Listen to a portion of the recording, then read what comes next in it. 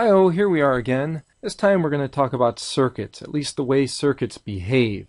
In order to do that, we have to talk about certain symbols. By far the most important ones to consider is a wire, which is nothing more than a line, a resistor, which is a zigzaggy symbol, a light bulb, which is really just a resistor, and to say it's a light bulb, we put a circle around that resistor.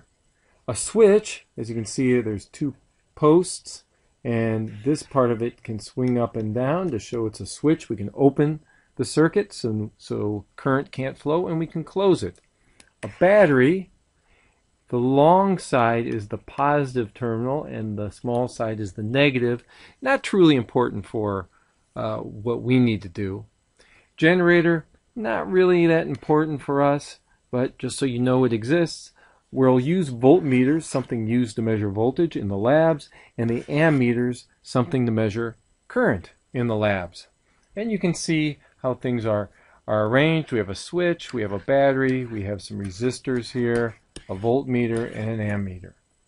A simple series or parallel circuit, we can connect resistors so that current will flow.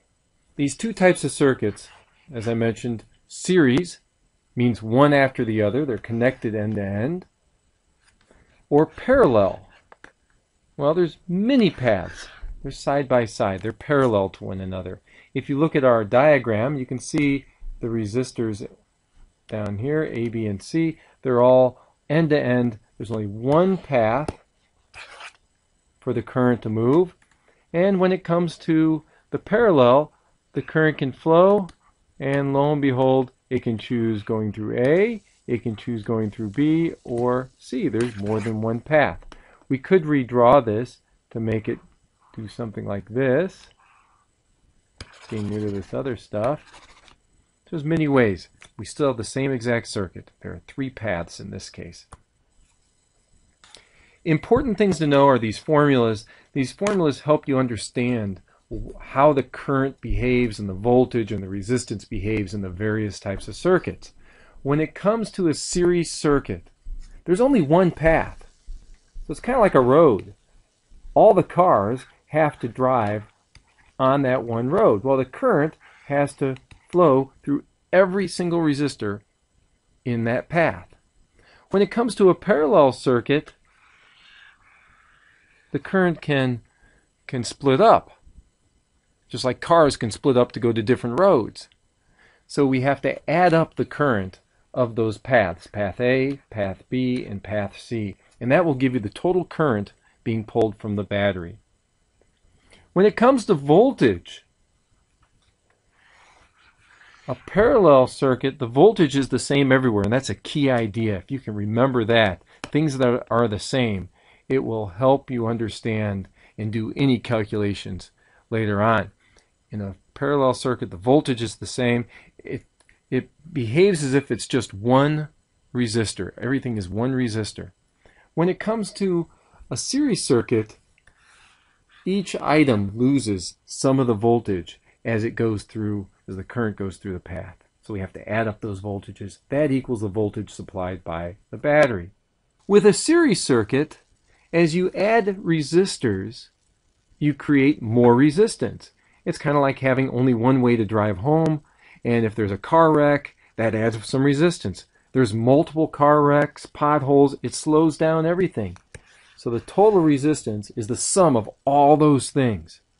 But a parallel circuit, if we add resistance in one branch, we have other branches we could go down. So in reality, the more branches you add, the less overall resistance. Here's a formula that you can use to find the total resistance. There's actually another way to write it, 1 over RT, but remember, we need to solve for this thing, RT. The total resistance, it goes 1 over the resistor 1, plus 1 over resistor 2, plus 1 over resistor 3.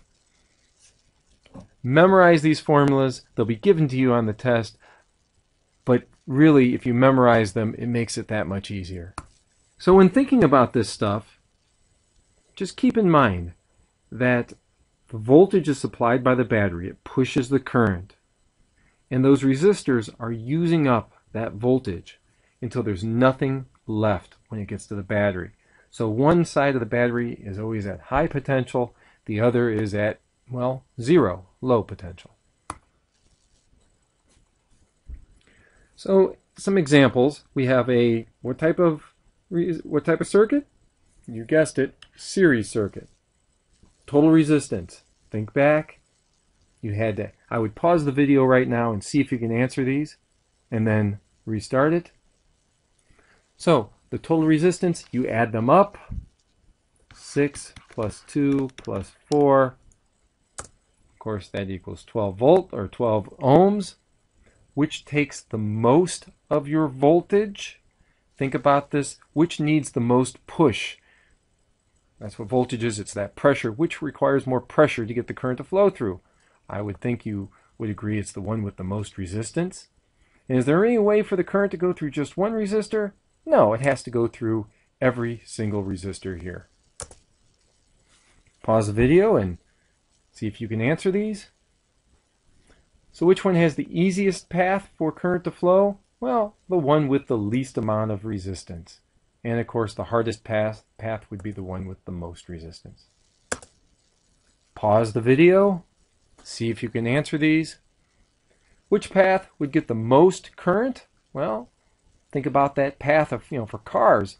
The more resistance you have, the less traffic flows. So which gets the most current? The one with the least amount of resistance. And of course, which gets the least current? The opposite, the one with the most. Which path gets more energy? Well, think about this. More current, I think you would agree, would mean more energy. So the one that had the most current was 3, and therefore has the most energy flowing through it. Which has the biggest voltage drop? Remember, the voltage is the same everywhere in a parallel circuit. They are the same. And if we added another path, what happens to the overall resistance? Well, it's like adding more lanes to a highway. You reduce the congestion, and therefore you would reduce the resistance.